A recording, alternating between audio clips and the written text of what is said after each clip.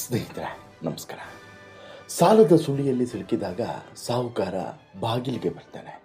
ಆದರೆ ದಶಕಗಳ ಕಾಲ ಮೌನದ ಮುಸುಕಿನಲ್ಲಿ ಅಡಗಿದ್ದ ಸತ್ಯವೊಂದು ಹೊರಬಂದಾಗ ಚಂದನವನದ ಅಡಿಪಾಯವೇ ಒಮ್ಮೆ ಕಂಪಿಸುತ್ತದೆ. ಹೌದು, ಕನ್ನಡ ಚಿತ್ರರಂಗದ ಇತಿಹಾಸದಲ್ಲಿ ಡಾಕ್ಟರ್ ರಾಜ್ಕುಮಾರ್ ಮತ್ತು ಲೀಲಾವತಿ ಈ ಅಧ್ಯಾಯ ಇದೆಯಲ್ಲ, ಇದು ಯಾವತ್ತಿಗೂ ಕೂಡ ಮುಗಿಯದಂಥ ಅನ್ವೇಷಣೆ.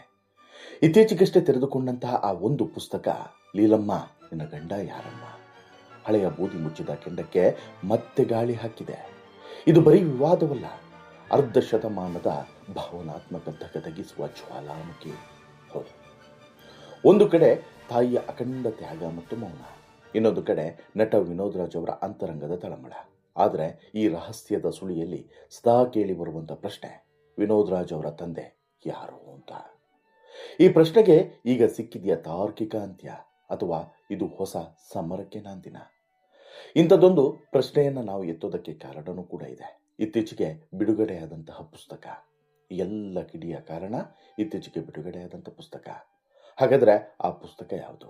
ಆ ಪುಸ್ತಕವನ್ನು ರಚಿಸಿದ್ಯಾರು? ಆ ಪುಸ್ತಕದಲ್ಲಿ ಇರೋದೇನು? ಆ ಪುಸ್ತಕ ಬಿಡುಗಡೆ ಆದ ನಂತರ ಬೇರೆ ಬೇರೆ ಆಯಾಮದಲ್ಲಿ ಚರ್ಚೆಗಳು ನಡೀತಿರೋದು ಯಾಕೆ?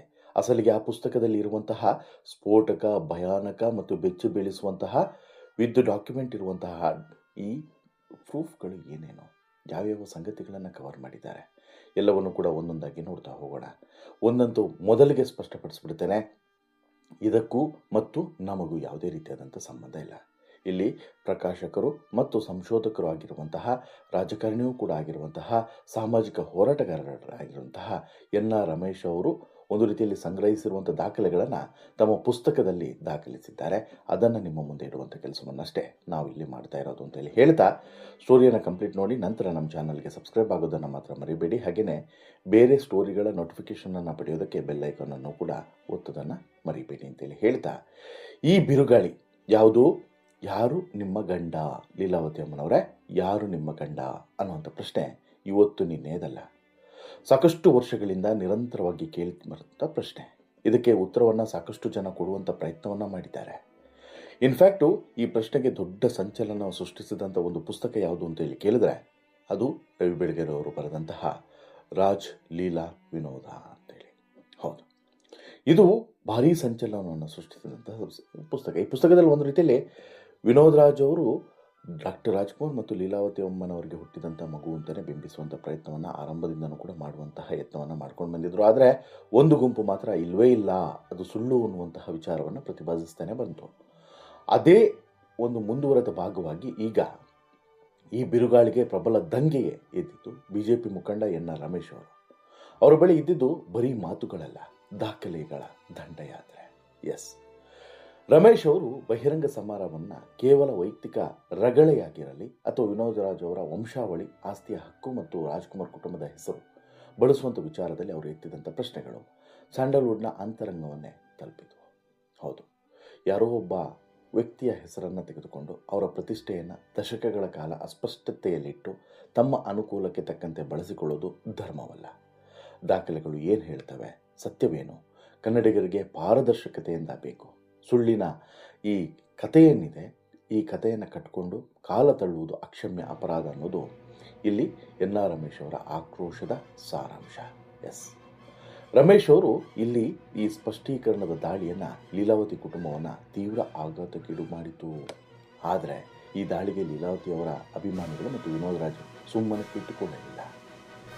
ಇನ್ಫ್ಯಾಕ್ಟು ನಿಮಗೆ ನೆನಪಿರಬಹುದು, ಕೆಲವು ವರ್ಷಗಳ ಹಿಂದೆ ಪ್ರಕಾಶ್ ರಾಜ್ ಮೇಹು ಅನ್ನುವಂತಹ ಒಬ್ಬ ವ್ಯಕ್ತಿಯು ಕೂಡ ಇದೇ ವಿವಾದಕ್ಕೆ ಒಂದು ಬೇರೆದೇ ರೀತಿಯಾದಂತಹ ತಿರುವನ್ನು ಕೊಟ್ಟಿದ್ದರು. ಈ ವಿವಾದಗಳು ತಂಗಾಳಿಯಂತೆ ಬೀಸ್ತಾ ಇದ್ದಂಥ ಸಂದರ್ಭದಲ್ಲಿ ಸಾಹಿತಿ ಮತ್ತು ಹಿರಿಯ ಪತ್ರಕರ್ತ ಪ್ರಕಾಶ್ ರಾಜ್ ಮೇಹು ಅವರು ಲೀಲಮ್ಮ ನಿನ್ನ ಗಂಡ ಯಾರಮ್ಮ ಪುಸ್ತಕ ಬರೋದಕ್ಕಿಂತ ಮುಂಚೆನೇ ಲೀಲಾವತಿಯವರ ಸೊಸೆ ಮತ್ತು ಅವರ ತಮಿಳುನಾಡಿನ ಆಸ್ತಿ ಮತ್ತು ಆ ಆಸ್ತಿಗೂ ಇಲ್ಲಿ ಇರುವಂತಹ ವಿನೋದ್ ರಾಜ್ಗೂ ಇರುವಂಥ ಸಂಬಂಧ, ಅಂದರೆ ವಿನೋದ್ ರಾಜ್ಗೆ ಆಲ್ರೆಡಿ ಒಬ್ಬ ಜೊತೆಗೆ ಮದುವೆ ಆಗಿದೆ, ಒಬ್ಬ ಮಗ ಇದ್ದಾನೆ, ಅವರಿಗೆ ಆಸ್ತಿ ಇದೆ ಅನ್ನುವಂಥ ಎಲ್ಲ ಸಂಗತಿಗಳನ್ನು ಒಳಗೊಂಡಂತಹ ಮಾಹಿತಿಯನ್ನು ಏನು ಬಿಡುಗಡೆಗೊಳಿಸಿದ್ರೋ, ಅದಕ್ಕೆ ಸಂಬಂಧಪಟ್ಟಂಥ ದಾಖಲೆಗಳನ್ನು ಕೂಡ ಬಿಡುಗಡೆಗೊಳಿಸಿದ್ರೋ, ಅದರ ಮುಂದುವರೆದ ಭಾಗವಾಗಿ ಇಲ್ಲಿ ರಮೇಶ್ ಅವರು ಅದರ ಕುರಿತಾದಂತಹ ದಾಖಲೆಗಳನ್ನು ಕೂಡ ಸಂಗ್ರಹಿಸಿ ಈ ಪುಸ್ತಕದಲ್ಲಿ ದಾಖಲಿಸಿದ್ದಾರೆ ಅನ್ನೋದನ್ನು ಅತ್ಯಂತ ಗಂಭೀರವಾಗಿ ನಾವಿಲ್ಲಿ ತೆಗೆದುಕೊಳ್ಳಲೇಬೇಕು.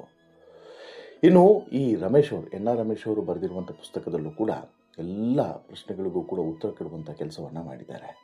ಪ್ರಕಾಶ್ ರಾಜ್ ಮೇಹು ಅವರು ಕೂಡ ಈ ಪುಸ್ತಕದ ಮೂಲಕ ಒಂದಷ್ಟು ತಮ್ಮ ಅಭಿಪ್ರಾಯವನ್ನು ಕೂಡ ಮಂಡಿಸುವಂಥ ಯತ್ನವನ್ನು ಮಾಡಿದ್ದಾರೆ. ಇಲ್ಲಿ ಪ್ರಮುಖವಾಗಿ ಈ ಪುಸ್ತಕದಲ್ಲಿ ಯಾವುದೋ ಈ ರಮೇಶ್ ಅವರು ಈಗ ಏನೋ ಪಬ್ಲಿಷ್ ಮಾಡಿದ್ದಾರೆ ನೋಡಿ, ಲೀಲಮ್ಮ ನಿನ್ನ ಗಂಡ ಯಾರಮ್ಮ ಅನ್ನುವಂಥ ಪುಸ್ತಕ. ಇದರಲ್ಲಿ ಸಾಕಷ್ಟು ಸ್ಫೋಟಕ ಸಂಗತಿಗಳನ್ನೇ ಉಲ್ಲೇಖ ಮಾಡಿದ್ದಾರೆ.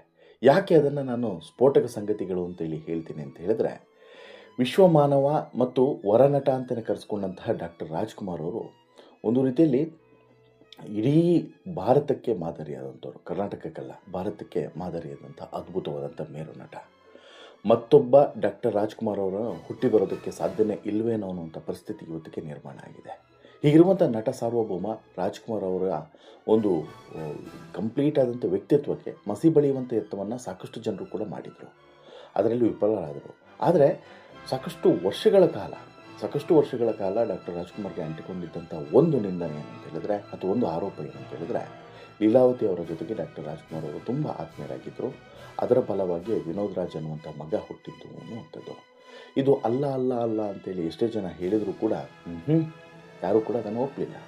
ಬಟ್ ಇಲ್ಲಿ ಈಗ ಮತ್ತೆ ಎನ್ ಆರ್ ರಮೇಶ್ ಅವರು ಈ ಕುರಿತು ಎಲ್ಲ ದಾಖಲೆಗಳನ್ನು ಸಂಗ್ರಹಿಸಿ ವೃತ್ತಿ ಜೀವನ ಹಾಗೂ ವೈಯಕ್ತಿಕವಾಗಿ ಡಾಕ್ಟರ್ ರಾಜ್ಕುಮಾರ್ ಅವರಿಗೆ ಎದುರಾಗಿದ್ದಂಥ ಅವಮಾನಗಳ ಕುರಿತು ಪುಸ್ತಕದಲ್ಲಿ ಬೆಳಕು ಚೆಲ್ಲಿದ್ದಾರೆ.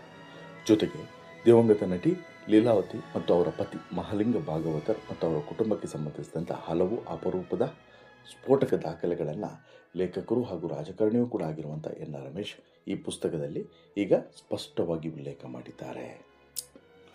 ಅಲ್ಲಿಗೆ ಹಲವಾರು ವರ್ಷಗಳಿಂದ ಕಟ್ಟಿದಂತಹ, ಅಂದರೆ 3-4 ದಶಕಗಳಿಂದ ವರನಟ ಡಾಕ್ಟರ್ ರಾಜ್ಕುಮಾರ್ ಅವರ ಹೆಸರಿಗೆ ಕಳಂಕ ತರೋದಕ್ಕೆ ಕೆಲವು ಪಟ್ಟಭದ್ರ ಹಿತಾಸಕ್ತಿಗಳು ಕಟ್ಟಿದಂಥ ಸುಳ್ಳಿನ ಕಥೆಗಳಿಗೆ ಸಮರ್ಪಕವಾದಂತಹ ಸಾಕ್ಷಿ ಸಮೇತವಾದಂಥ ಉತ್ತರವನ್ನು ಲೀಲಮ್ಮ ನಿನ್ನ ಗಂಡ ಯಾರಮ್ಮ ಕೃತಿಯ ಮೂಲಕ ನೀಡಿದಂತಾಗಿದೆ.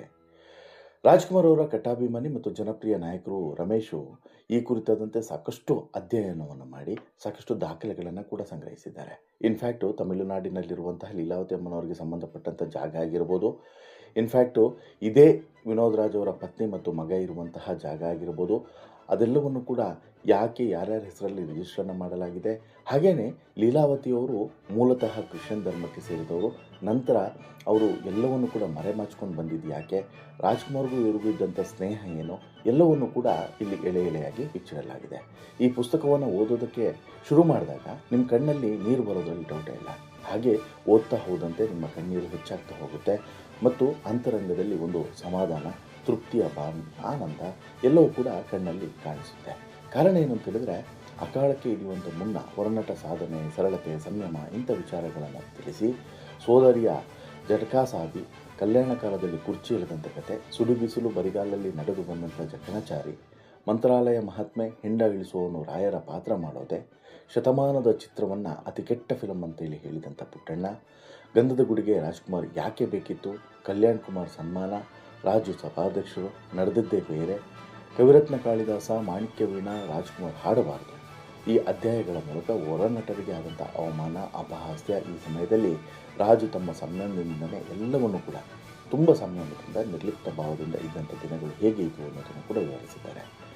ಇನ್ನು ಲೀಲಮ್ಮನ ಆತ್ಮಚರಿತೆಯೋ ಬೆಳಗ್ಗೆಯವರ ಆತ್ಮಪ್ರಲಾಪವೋ ಅನ್ನುವಂಥ ಅಧ್ಯಯನ ಎಲ್ಲರ ಗಮನವನ್ನು ಸೆಳೀತಾ ಇದೆ. ಈ ಅಧ್ಯಾಯದ ಮೂಲಕ ರಾಜು ಭೌತಿಕವಾಗಿ ಅಗಲಿದ ನಂತರವೂ ಕೂಡ ಕೆಲವರು ಮನದಲ್ಲಿ ಬೇರೂರಿದ್ದಂತಹ ಈರ್ಷೆಯ ಮನಸ್ಥಿತಿಯನ್ನು ವಿವರಿಸಿ ಹೇಳಿದ್ದಾರೆ. ದಿ ಅಲ್ಟಿಮೇಟ್ ಪೋಸ್ಟ್ ಮಾರ್ಟಮ್ ನೀವೆಲ್ಲ ಕೂಡ ನೋಡಿರದ ಸ್ಫೋಟಕ ದಾಖಲೆಗಳು ಈ ಅಧ್ಯಾಯಗಳಿದ್ದಾವಲ್ಲ, ಇದು ಸಮರ್ಪಕವಾದಂಥ ಉತ್ತರವನ್ನು ಕೊಡುವಂಥ ಅಧ್ಯಾಯ. ಈಗ ಕಳಂಕ ಹೊತ್ತವರು ಇಲ್ಲ, ಹೊರಿಸಿದವರೂ ಕೂಡ ಇಲ್ಲ, ಆ ಸಮಯದಲ್ಲಿ ಬಾಳಿದಂಥ ಹಲವರಲ್ಲಿ ಯಾರೂ ಕೂಡ ಇಲ್ಲ. ಇಂಥ ಸಂದರ್ಭದಲ್ಲಿ ಈ ಕೃತಿಯ ಅವಶ್ಯಕತೆ ಇತ್ತೆ ಅನ್ನೋದು ಕೆಲವರ ಪ್ರಶ್ನೆ. ಅದಕ್ಕೆ ಉತ್ತರ, ನಮ್ಮ ಪೂರ್ವಜರ ಬಗ್ಗೆ ಈಗಲಾದರೂ ಕೂಡ ಮಾತನಾಡಿದರೆ ನಾವು ಸುಮ್ಮನೆ ಕೂರೋದಿಲ್ಲ ಅಲ್ವೇ. ಹಾಗೆಯೇ ನಮ್ಮ ನಂಬಿಕೆ, ಆಚಾರ, ವಿಚಾರಗಳ ಬಗ್ಗೆ ಯಾರಾದರೂ ಕೇವಲವಾಗಿ ಮಾತನಾಡಿದರೆ ಸಾಕ್ಷಿ ಸಮೇತವಾಗಿ ಉತ್ತರ ಕೊಡಬೇಕು. ಆ ಉತ್ತರವೇ ಇದು ಅನ್ನೋದನ್ನು ಇಲ್ಲಿ ಕೆಲವರು ಅಭಿಪ್ರಾಯದ ಮೂಲಕ ವ್ಯಕ್ತಪಡಿಸ್ತಾ ಇದ್ದಾರೆ. ಹಾಗಿರುವಾಗ ಕನ್ನಡ ನಾಡು, ನುಡಿ, ಸಂಸ್ಕೃತಿಯ ಪ್ರತೀಕವಾದಂಥ ಡಾಕ್ಟರ್ ರಾಜ್ ಅನ್ನುವಂಥ ಹೆಸರಿಗೆ ಕಳಂಕ ತರುವಂಥ ಉದ್ದೇಶ ಹೊಂದಿದ್ದ ಮನಸ್ಥಿತಿಗಳಿಂದ ಆಗಿರುವಂತಹ ಮತ್ತು ಆಗುತ್ತಿರುವಂತಹ ಆಗಿ ಹೋಗಿರುವಂಥ ಅಪಪ್ರಚಾರಗಳಿಗೆ ಉತ್ತರ ನೀಡದೆ ಹೋದರೆ ಮುಂದಿನ ದಿನಗಳಲ್ಲಿ ಅದೇ ಸತ್ಯ ಅನ್ನುವಂಥ ಅಪಾಯ ಎದುರಾಗ್ತದೆ ಅನ್ನುವಂಥ ಸ್ಪಷ್ಟತೆ ನಮಗಿರಬೇಕು ಅಲ್ವೇ.